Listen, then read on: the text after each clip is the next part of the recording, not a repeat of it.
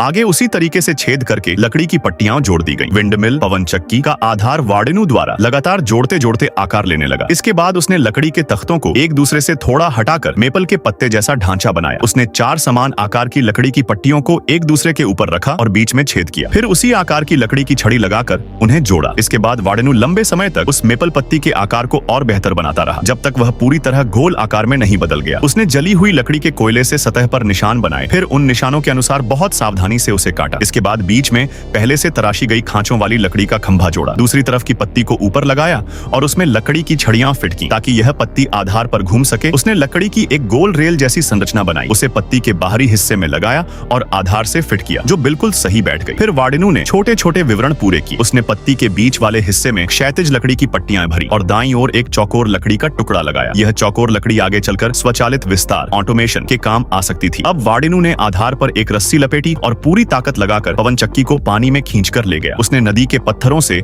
आधार को मजबूती से स्थिर किया। इसके बाद वार्डेनू रात के खाने के लिए मछलियां पकड़ने लगा। पानी में लगी पवन चक्की की स्थिति ठीक वहीं थी जहां से मछलियां गुजरती थी। करीब 2 घंटे बाद उसने पानी में हलचल की आवाज सुनी। आज के खाने का इंतजाम आखिर हो ही गया। उसने छोटी मछलियों को छोड़ दिया और बड़ी मछलियां रख ली। मांस तैयार करने में उसकी कला अब काफी निपुण हो चुकी थी। कई घंटों तक सुनसान जंगल में पैदल चलने के बाद वह शारीरिक और मानसिक रूप से थक चुका था, इसलिए वह नदी में खड़े होकर मछली साफ करने लगा। फिर उसने मछली पर नमक छिड़का और उसे आग पर रख दिया। भूनने वाला स्टैंड मछली को दोनों तरफ से बराबर पकाने में मदद कर रहा था। वह उसकी खुशबू महसूस कर रहा था। इस समय लकड़ी लाल होकर जल रही थी और तापमान बिल्कुल सही था। इसके बाद वह लगातार मछली को पलटता रहा जब तक उसकी सुगंध पूरे इलाके में नहीं फैल गई। उसने मछली को तोड़ा और बड़े स्वाद से खाना शुरू किया। आखिर उसे कुछ देर आराम करने का मौका मिला। लकड़ी का घर बनाने को आसान बनाने के लिए वार्डेनू ने एक पूरी तरह स्वचालित कटिंग मशीन बनाने की योजना बनाई। उसने क्रॉस फ्रेम के ऊपर कई जटिल स्लाइडिंग रेल वाली लकड़ी की परतें लगाईं। फिर जोड़ वाली जगहों पर 2 फिक्सिंग पार्ट लगाए। उसके बाद एक लोहे की आरी को उनके बीच जोड़ा। अंत में उसने पानी वाली पवन चक्की और इस क्रॉस आकार की स्वचालित कटिंग मशीन को